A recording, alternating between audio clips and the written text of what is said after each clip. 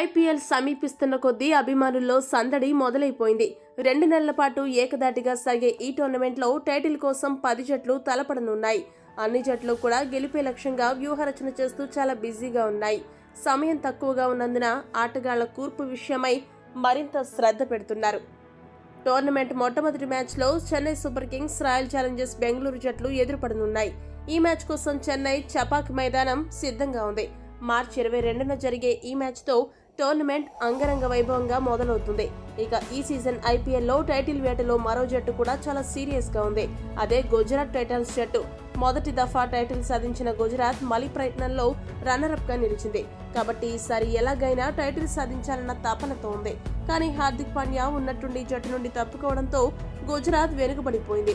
కానీ గుజరాత్ జట్టు యాజమాన్యం అప్పటికప్పుడు శుభ్మన్ గిల్ ను కెప్టెన్ గా నియమించి నష్ట నివారణకు శ్రీకారం చుట్టింది. ఇక ఆ జట్టు బ్యాటింగ్ కోచ్ అయితే గిల్ కెప్టెన్సీ గురించి కీలక వ్యాఖ్యలు చేశాడు. గ్యారీ క్రిస్టన్ మాట్లాడుతూ ఏమన్నాడంటే, గిల్ ఇటీవలి కాలంలో సూపర్ ఫామ్ లో ఉన్నాడు. బ్యాటింగ్ లో తాను రాణిస్తూ జట్టుకు ధైర్యం నింపితే మిగతా ఆటగాళ్లు కూడా అతడి నుండి స్ఫూర్తి పొందుతారు. భారత జాతీయ జట్టుకు ప్రాతినిధ్యం వహిస్తున్నప్పుడు అతడు కెప్టెన్ల వైఖరిని ఎంతో కొంత వంటబట్టించుకునే ఉంటాడు. కాబట్టి అతడు కూడా జట్టును విజయవంతంగానే నడిపించగలడని నేను విశ్వసిస్తున్నాను.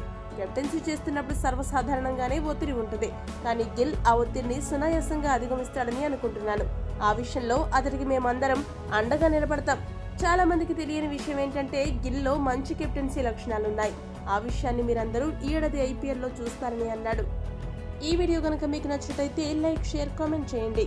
మరిన్ని స్పోర్ట్స్ అప్డేట్స్ కోసం మా ఛానల్ సబ్స్క్రైబ్ చేసుకోండి.